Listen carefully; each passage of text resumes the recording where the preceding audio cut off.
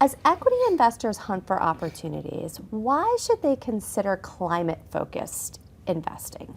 We see plenty of investments growing in both energy transition, through wind, through solar, also through the growth of electric vehicles, and we expect that to grow much faster than the market over the course of the next 10 years. We also see that in the private sector is supporting or complementing the public sector.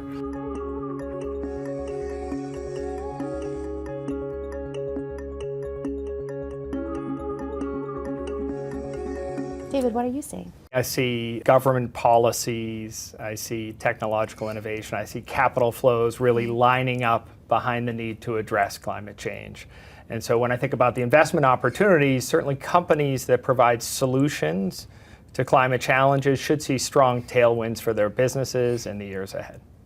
So really, it is more than just excluding companies that have risks to climate change. It really is taking advantage of those opportunities. How has the landscape for climate-focused investing changed over the past year or so? The U.S. has increased investments in renewables, solar and wind, with the aim of reducing carbon emissions by up to 40%. We also see on the European side a similar attempt of similar spending, again focused on increasing renewables. The changes and the constraints here are really around permitting and actually getting the project started, and we're also seeing some advancements and some relaxation of some of the rules to move forward. It's actually getting some of these investments started and getting along the path that we're all aiming for. So we've just come out of COP28.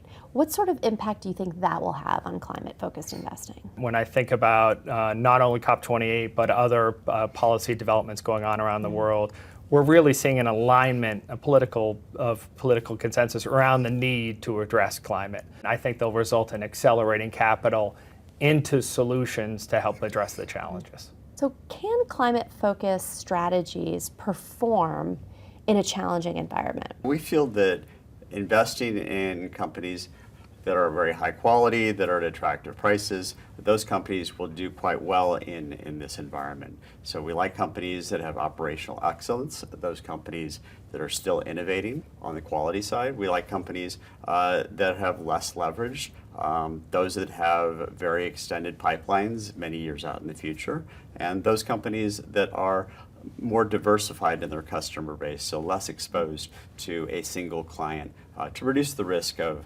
mispricing or causing issues with profitability.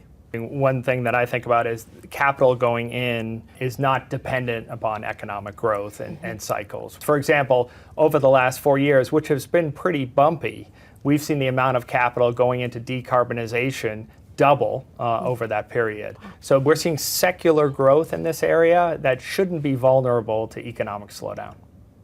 So how do you see this space evolving over the next several years? Along with high inflation, supply chain bottlenecks, rising interest rates, those have been headwinds to performance in climate investments. But as we move forward, I think those are going to move into the rearview mirror, and it'll be smoother sailing for climate-related investments.